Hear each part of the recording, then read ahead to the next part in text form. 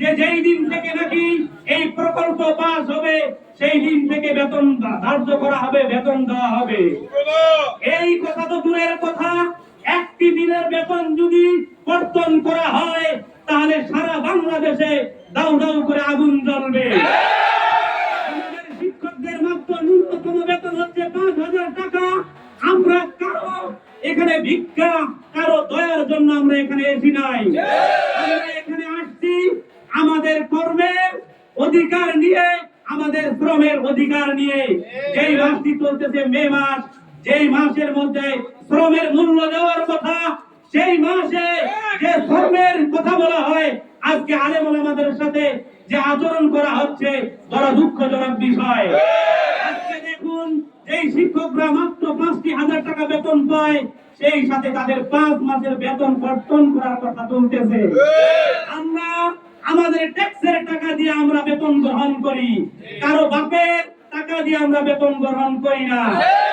আমরা আমাদের ধর্ম উপদেষ্টাকে বলতে চাই, আপনি একজন আলেম মানুষ, আপনি একজন ইমাম মানুষ, খতিব মানুষ। আপনি বলেছিলেন আমি ইমাম ছিলাম, আমি খতিব ছিলাম, আমি ইমামদের দুর্দশা বুঝি।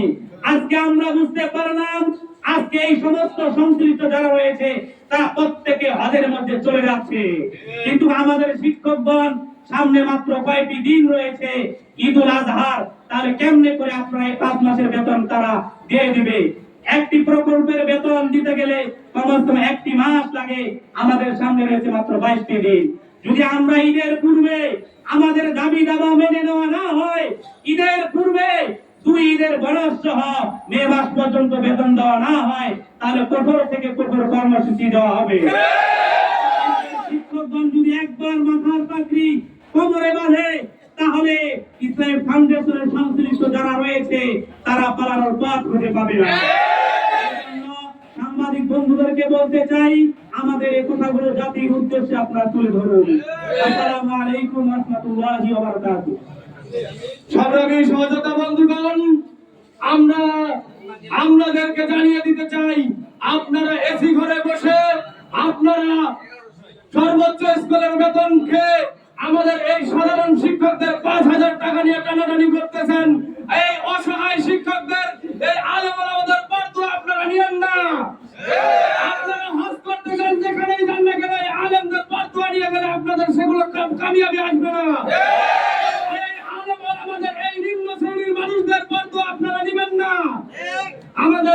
আমাদের পরিবারকে নিয়ে আমাদেরকে ঈদ উদযাপন করতে দেন, আমাদের খুশি হালে আমাদের ঈদটা পালন করতে দেন, আমাদের ঈদটা অতিবাহিত করতে দেন।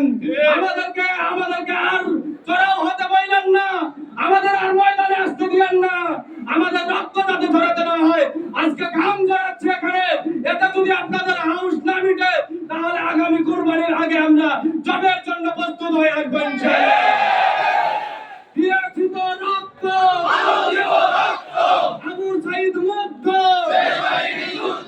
বিজ্ঞান অধিকার, দাবি আমাদের একটাই, ঈদের আগে বেতন বাড়া চাই।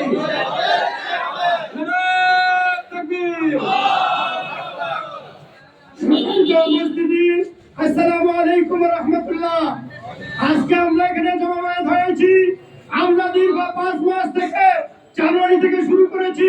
আমরা মসজিদগুলোতে ওই 4-5 বছর বাচ্চা এবং 6 থেকে 10-12 বছরের বাচ্চাগুলোকে আমরা কোরআন শিক্ষা দিয়েছি, ঠিক কি না? আমরা আজকে শিক্ষা দিয়ে কেন্দ্রে অবস্থান করে আমাদের পাওনাগুলো আমরা কেন পাবো না?